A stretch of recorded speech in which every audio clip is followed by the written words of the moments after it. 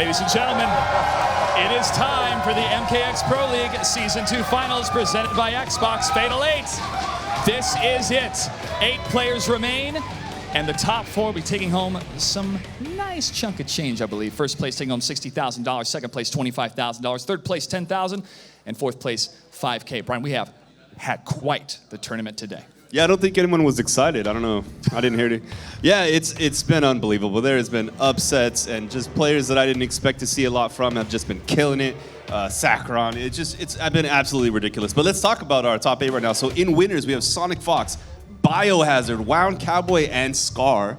And then, of course, we're going to be jumping into losers right now shortly with we have Perfect Legend, Dab, Storm, and who else we have? Oh, Sacron, of course. Sacron, what a surprise Sacron and Storm have brought, taking out a Foxy Grandpa and Pig of the Hut to make it here. Oh. Honestly, though, I'm like speechless from those matches. Storm, his match against Pig was crazy. Just amazing stuff so far. Exactly what I wanted to see from the finals. And we have much, much more, ladies and gentlemen. We also have a very special message for our players. Let's go ahead and take a look. Hey, Mortal Kombat X competitor, Zack Snyder here, director of Batman v Superman: Dawn of Justice. I'm just here to wish you luck, and I want to know who will win.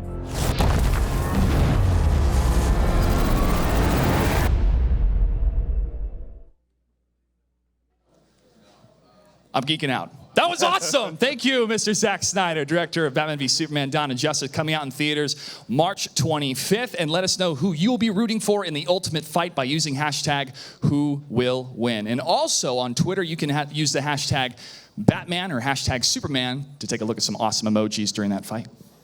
I think I'll take you up on that, sir. I'm a Superman fan. Well, we're in this. Well, yeah, we're the B team, bro. That's right, dude. That's how we roll. Superman all day. That's how we roll. We also have another special announcement, folks. The stakes just got higher because tonight we crown a champion, but on March 20th, the champ will know who will win, as they will be attending the premiere of Batman v Superman: Dawn of Justice. That's right, folks, the US premiere. So the stakes are high for our champion for Season 2. A huge thank you to Warner Brothers for making this possible. I have to really say this has been a fantastic day. A huge shout out to the ESL crew for putting this together, and also the players and the fans as well. And we have more prizes to give to you online. All you have to do is enter !raffle in Twitch chat, and we have a limited edition Xbox One, $50 Xbox gift cards, t-shirts from Xbox, and the very special MKX Season 2 shirts that you can only get at this venue. That's why I'm here today, for the t-shirt. Just for the t-shirt. All right, folks, our first matchup is about to begin. It is Noble Dab versus RZR Perfect Legend. Are you ready? They sound ready. They sound ready. Let's throw it to the commentators. Ketchup and Mustard, take it away. That is right, guys. Welcome back. We have a hell of a top 8 ready to go. So top 8, of all, Fatal 8. I like it. I really like it. I prefer that name, especially when it comes to Mortal Kombat X. So coming up, we have Dab versus Perfect Legend. Interesting matchup right here. Tanya versus Kung Lao. I mean, this is a matchup we're a little bit familiar with by now. You could say that. So basically, it's going to be Perfect Legend, who has tried to use multiple different characters, basically. These guys are doing a little bit of a button check, making sure all their buttons are good to go. But yeah, basically Dab has been a really, really dominant force in the US when it comes to the Pro League. Very, very, very competent offline player. But when it comes to online, this guy's been very, very, very strong. Using Tanya and Jax, mainly Tanya, but we do need to play other characters. We saw him fight Biohazard very, very narrowly. Lost to Biohazard in the winner's bracket. He actually made a change. He was using Tanya first, really didn't work out a little bit, and then obviously opted to go for a Hunter-Predator pick, which none of us had seen before, and he pulls out all this crazy stuff. As you can see, second for week 4, second for week 6, fourth at SoCal Regionals. That was a hell of a tournament. Massive, massive amount of players. Not too long there. ago as well. I mean, that's it. That's really what I wanted to point out with Dab is the consistency of this man. With so many different characters, obviously most notably the Tanya, but like you said, we have seen him whip out loads of characters we don't really expect him to see, or we maybe thought he was going to go for the Jackie pick, ends up picking Predator and doing really well, almost taking it off. Perfect Legend is no exception there either. As you can see, like this guy has a hell of an amount of accomplishments as well when it comes to his professional results.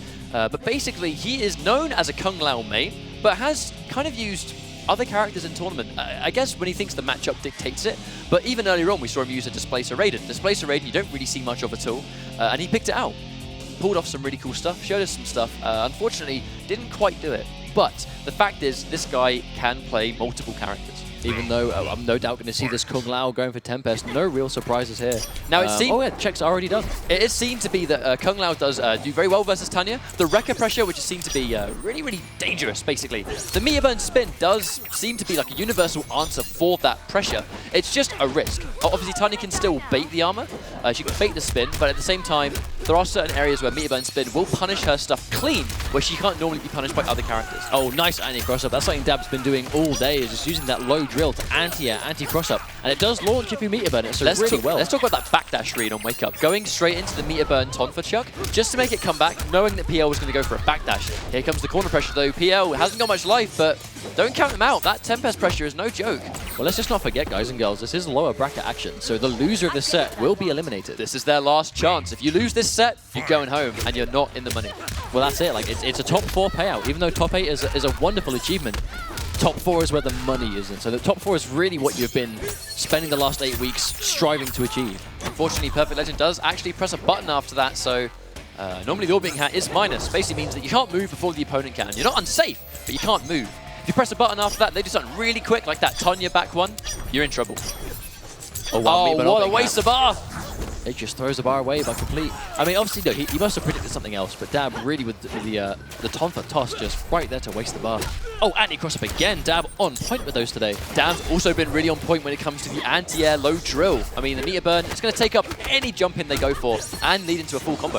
Well, the thing is, Perfect Legend's a very explosive player. He's known for just, ruthless aggression and really good reads and risks, but he's even understanding here that you really have to slow things down against Tanya, but as I say that, he does a Meteor Burn spin, which will get punished for free game 1 for Dab. There's a very strong reason Perfect Legend actually went for that Meteor Burn spin. It wasn't a random spin, it was that jumping 3 or the teleport 3, that kick. You can't combo off it on block, but most of the time when you see that kick get blocked, the opponent always presses button because they think it's their turn. But it doesn't take that long to recover. So what that Meteor Burn teleport was I'm going to bait you to press buttons after I do my kick and then spin your button press. Dab didn't bite though. Looks like he's going to go straight to character select. Looks like he is sticking with Tempest Lao. Just we see this quite regularly. Players just taking extra little bit of time to make sure they are prepared. I mean, again, guys, this is lower bracket action, so if there is a time to take some notice, it is now.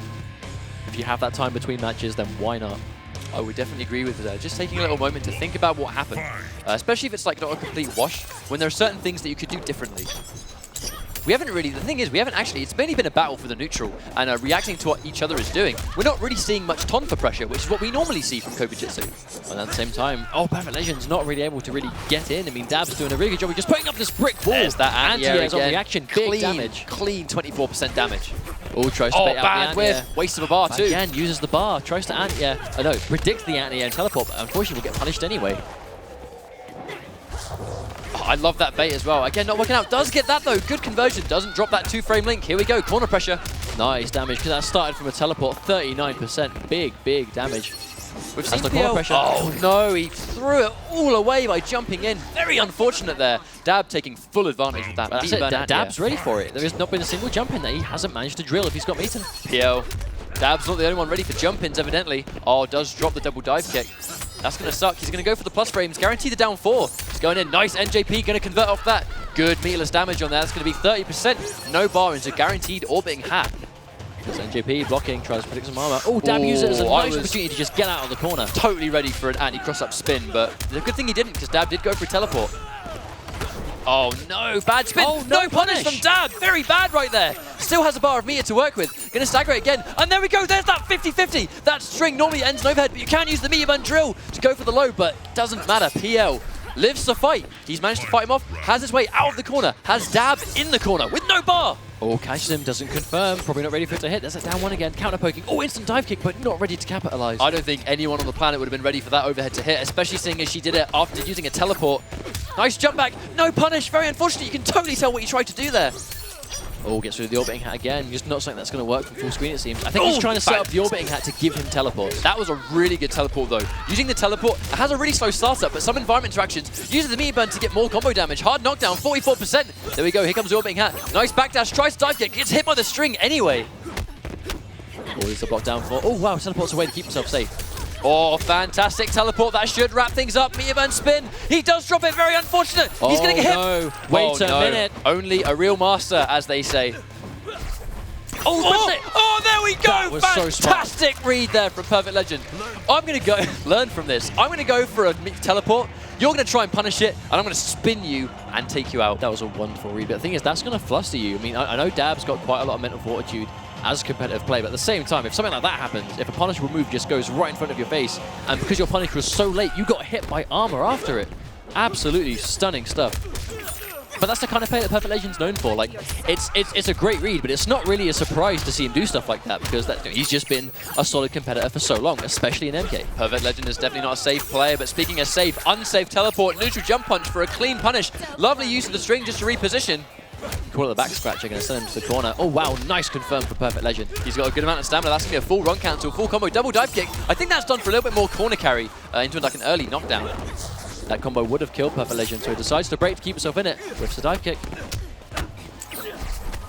We see so many teleports. I mean, it's kind of like a double-edged sword right there. Now, it wasn't because of the teleport. When it comes to Perfect Legend playing Kung Lao, the teleports will make or break his rounds. Now, sometimes that's a good thing because the teleports aren't ready for it, but sometimes they really do kill him. Oh, tries to anti-cross up, but Dab sniffs it out. Now that is exactly why Dab's going for those air teleports, ladies and gentlemen, just to beat that anti-cross-up spin, which is normally so guaranteed as a Kung Lao player, but not when you're fighting against Tanya. Perfect Legend is using these dive kicks so well right now. Just wow, reaction as well, but there's the interaction. Oh, and there's that 50-50. I mean, opts to go block low just in case there's low drill. Nice armor break there. Fantastic counterpoke there from Dab. Still sitting on a bar of meter, so he can counterpoke once again if he wants. The thing is, we can see Dab trying to condition with that overhead tonfa, but the thing is, that might end up giving him some free damage because obviously it is a 50-50. There's the punish. But the overhead's just a single normal, and that's it. It's over. But the lows are full combo. Brutality. There we go. Now that was really unfortunate because when those wake-up attacks, the wake-up overhead flip, he actually had health left to bait that. However, it's a 50-50. It's a 50-50. It's either low drill or it's overhead. That is the first time we've seen him go for the meter burn overhead the entire time. So it's totally understandable that Perfect Legend wasn't ready for it. Normally when it's a wake-up attack, Tanya goes for the low, not the overhead. But you know what that brings me to? Think back to Dab's intro card. One of his quotes about himself was unpredictable, but calculated gameplay. That was a perfect example of that right there.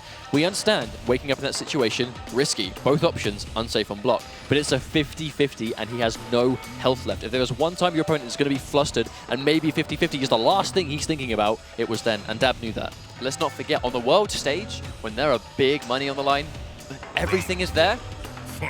Unpredictability is such a powerful tool. Oh, the dive kick doesn't work this time.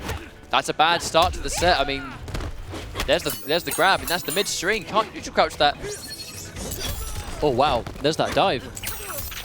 Shades of Lobo. That's definitely not going to be a full combo. Oh, the delay. Perfect Legend ready for it.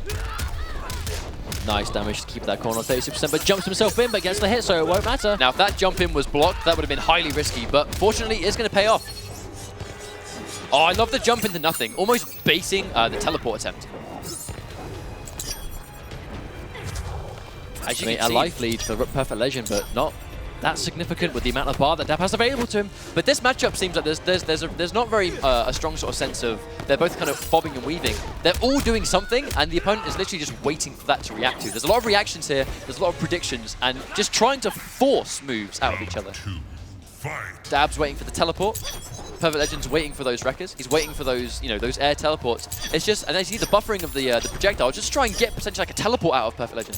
That's what the down back is for. Instead of going for the button press, you're just trying to get him to use a teleport. But obviously, Perfect Legend not biting. But unfortunately, that's building a lot of meter. Tiny's sitting on full meter right now. But I guess at this point he can't build any more, right? So why not? But he hasn't got a life lead, especially if he eats a feeling like that. But a wonderful jump back. Oh, no, he turns around. Normally those jump backs chew in those run-up attempts, but it's going to reposition the corner. Very bad there. Oh, nice confirm from Dab. Going to leave him standing, go for damage. Leaves him standing, gets some block. Trying to build that bar back, and another anti-cross up for Dab. Oh, wake up teleport. Oh, that's a very bad use of Mia right there. Goes for the teleport again. I mean, like I said, they will make or break his sets, and right now the teleport is not working. Match point for Noble's Dab. Wow, it is as well. Wow, so close to advancing in the lower bracket. Dab wants this, but no one wants this like Perfect Legend. This guy has had something to prove for 8 months. Well, let's not forget, Perfect Legend had an amazing showing at the Season 1 final, so I'm sure he at least wants to tie his placing last time. There's the has to be the knockdown game. Has bars, but again, opting for the teleport now. Dab, he's getting caught out quite a lot. The neutral crouch was definitely because he's expecting a grab, of which you can neutral crouch. You can't neutral crouch that kick, though. So that in itself is a complete read. Oh, gets a jumping punch no. into NJP. Wow, into corner repositioning. Really good stuff. There's the armor. Tries to armor break. I'm pretty sure that was a down one Tom for attempt just to kind of chew up armor that didn't come out. Oh no, not again! Fool me once. Oh no, he gets the cancel! That could have been a full combo. He's gonna go for me, but that's gonna be it. That's gonna be it again. Gets the backdash! You very rarely see that get backdash! What a comeback! And that will be the game. Dab advances over RZR. Perfect Legend with a clutch last minute play, realizing he had no bar. Wonderful restand. And he's got to be happy with that. In that situation, backdash was the only thing he could have done. Backdash into jump back, no less, to avoid the follow-up. Perfect Legend showing a lot of respect right now. These guys, they've known each other for...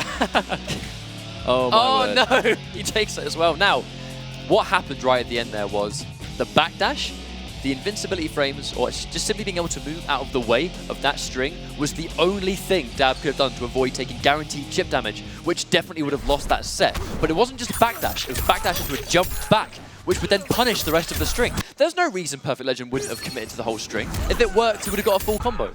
So there's no way PL was going to wait for it to not connect and then confirm into the rest of it. So that one play right there was everything. Unfortunately, the set started off a read that worked. It worked once, but I think for the second time, Dab was just ready for it.